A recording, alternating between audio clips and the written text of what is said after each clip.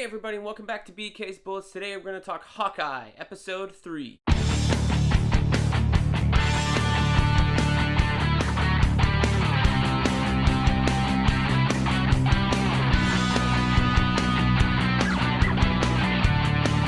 Hey everybody, and welcome back to BK's Bullets. As always, I'm your host, Brent Cosina, and today we're talking about Hawkeye on Disney Plus, Episode 3. But before we get into that, let me ask you to please do one thing. Please subscribe. Helps me out, helps the channel grow, lets you know when I drop new videos, all that good stuff. So, Hawkeye, Episode 3.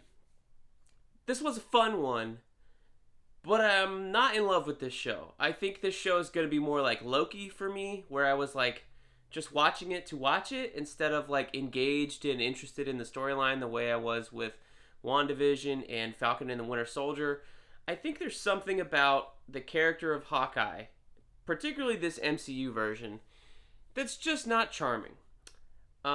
Jeremy Renner is a fine actor. He can be charming when he wants to. If you've ever seen Tag, which he's in, he's funny as all fuck in that show.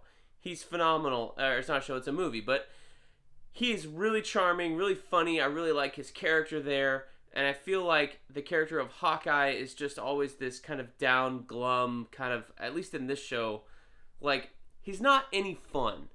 You know, if you had Hawkeye instead of, oh, he's mopey because he's losing his hearing and all this other stuff, like, just swing in and save the day and be more charming, I feel like this show would take off a little bit more, a little bit faster. But instead you have this, and I think this is a problem with the marketing too. The marketing, at least the trailers for the show, was like, hey, it's a fun Christmas romp, blah, blah, blah, blah, blah. And then we're watching the show, and it's not a fun Christmas romp. It's like this kind of dour thing with losing your hearing and missing your family, and it's just not bringing any Christmas joy or Christmas cheer the way that the fucking trailers made you think it was. So there's this weird dichotomy of like the marketing department trying to sell this show and the actual show not being that at all. So maybe it was them looking at the show and being like, what do we got here? What do we got here? Shit. This isn't very good at all. Well, it takes place at Christmas time, so we can sell it as a fun Christmas romp. So let's go in the complete opposite direction that the show went in and market it that way. I feel like that's kind of what's happening here, is I'm leaning too much into what the marketing portrayed as opposed to what the show is.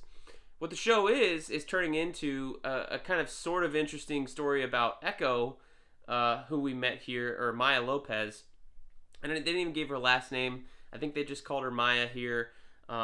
Supposedly she has some kind of relationship with the Kingpin, Wilson Fisk, in the comics, but again, this Maya character is like not that popular in the comics. I don't really know. Maybe we've reached the bottom of the barrel in terms of comic book characters with the Marvel shows and TV shows. I don't know. There's certainly more comic book characters that are more popular than her, like Kamala Khan is getting her own show, Miss Marvel coming out next year, although it seems to be like they're changing that character significantly, which I don't know how people are going to react that love, her powers or whatever. Maybe they don't, but it's kind of weird because, I don't know, her powers in the game are very specific, and I think their powers in the TV show are going to be very different. So that's going to be a weird dichotomy there. But back to Maya Lopez,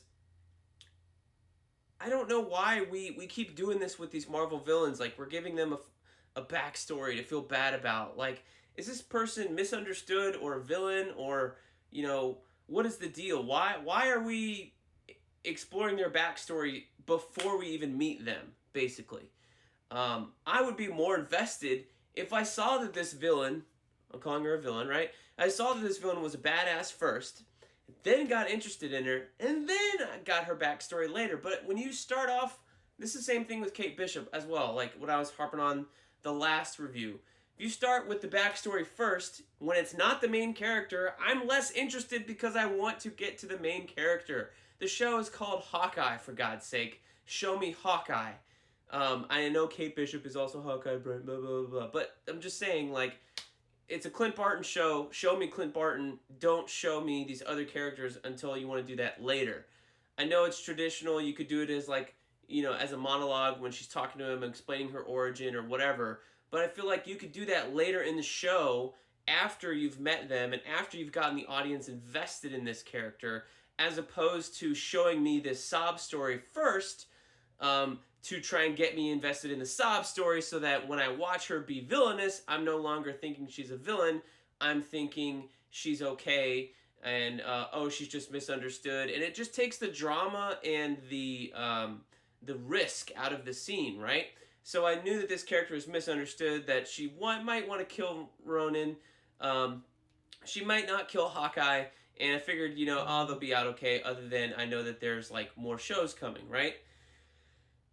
And so I was watching this, like, bow and arrow sword fight, and I'm sorry, maybe I'm spoiled because I saw all 8 seasons of Arrow and what they could do on a fucking TV budget with bows and arrows.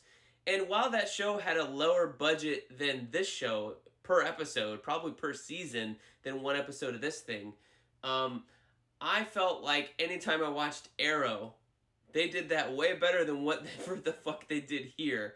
This bow and arrow fight scene was so boring and so cliche, and just like, it's almost as if they never watched Arrow and saw all the things that have already been done with bows and arrows on the small screen. This is a TV show after all.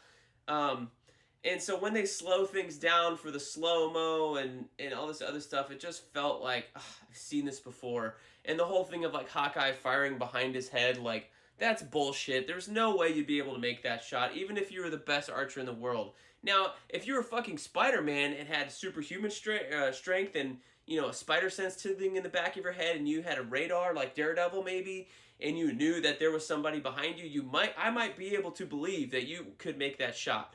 But a regular human being, not even knowing, like, he didn't even know that guy was behind him, just to fire a lucky shot over your shoulder and to get a guy in the arm, that's bullshit. Totally took me out of the scene, and I was just calling bullshit on the whole thing after that. And the fact that I feel like I've seen all the good bow and arrow fights on Arrow for the last, 9-10 years, even though it ended 2 years ago, but you know what I mean, like, since the 10 years ago, I've been seeing bow and arrow stuff on television, and maybe I'm spoiled, maybe I've seen too much of it, I don't know. I'm just saying, hey. And also, the trick arrows things never really been Hawkeye's thing.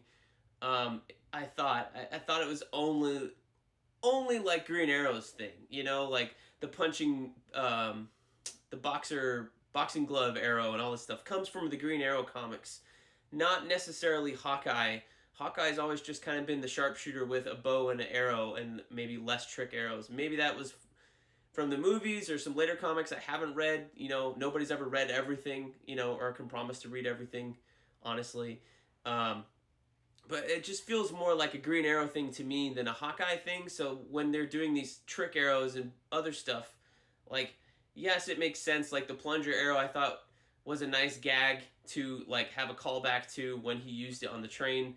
So that was kind of funny. The Pym arrow was kind of cool, but again, it felt more like a Green Arrow thing, the whimsy of Green Arrow, not like the Arrow show, even though Arrow still had, like, tough arrows. But even most of the time, Stephen Amell Arrow did not have gadget arrows all the time. I mean, from time to time, I guess he did. But it feels like that it's that other character, not necessarily like it's Hawkeye. And I think that's probably the thing about this show that suffers so much, is that there's not really a Hawkeye character to latch onto or grab onto, because he's so dour, because he's going through a lot of things, because he's Jeremy Renner, who is a talented actor, but not necessarily one full of charisma and personality, at least not in this show. And so when you're trying to inject the whimsy via these trick arrows or whatever, I feel like it fails. Haley Steinfeld as Kate Bishop, still doing an okay job.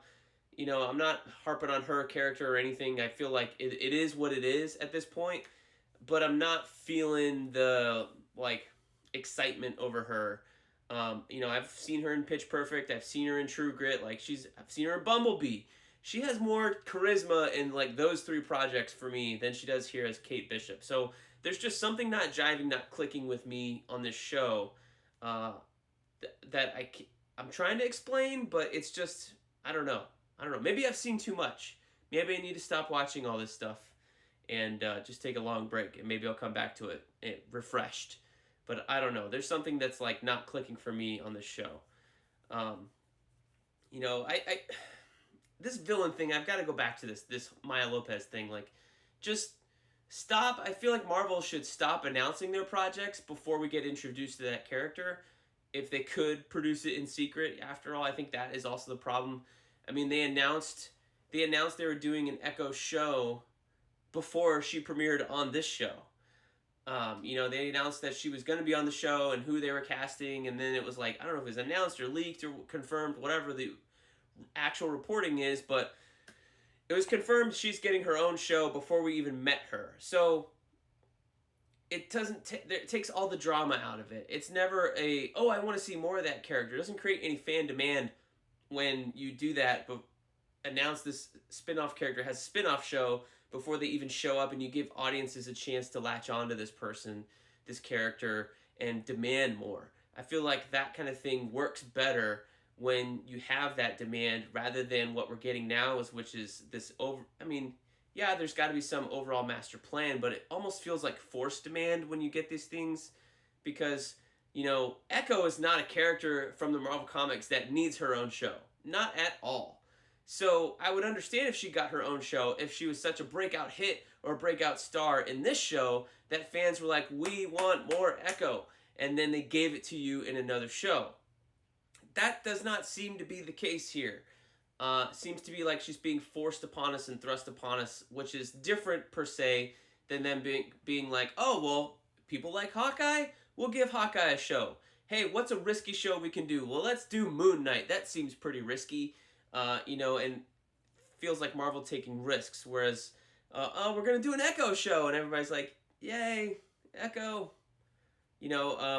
She was in like the Bendis Daredevil run for all of 5 minutes. Then she showed up as Ronin in the New Avengers run that Bendis was writing for all of 5 minutes. And honestly, I don't think we've seen her since, until Jason Aaron started using her in Avengers recently, and she all of a sudden is the new Phoenix for some fucking reason. So it just feels like it's too many things trying to make a character happen as opposed to fan demand actually making a character happen, which I know in comics these days a weird thing. Like, there really hasn't been one since Kamala Khan. Before Kamala Khan, maybe Jaime Reyes Blue Beetle, maybe, but there hasn't really been a new character for fans to latch on to in the last 35 years. Maybe Superboy, Con-El kind of thing, because you have all these legacy characters and the ones from the 50s and 60s, the 40s and 30s, whatever. All the classics, right? So there's so many classics to go through that it's hard to create a new character that fans want, because sometimes they'd rather read the classics than latch on to a new character. But also the readership's way down too, so compared to what it was in the 60s and 70s and all of that. So I don't know. We will watch more episodes of Hawkeye, and we will hope they get better and hope that the show is going somewhere. Because right now, it still feels like we're worrying about this suit that only means something to Hawkeye and Echo, and feels like maybe they butted heads too early. I don't know. Is Wilson Fisk the uncle here? I don't know. Why wouldn't they show him unless they're trying to tease a reveal? I don't know. So there you have it. My thoughts on Hawkeye episode 3. Let me know what you think of this show and this episode down below in the comments, and I will talk to you there. Thank you guys for watching, and as always, we will see you in the funny pages.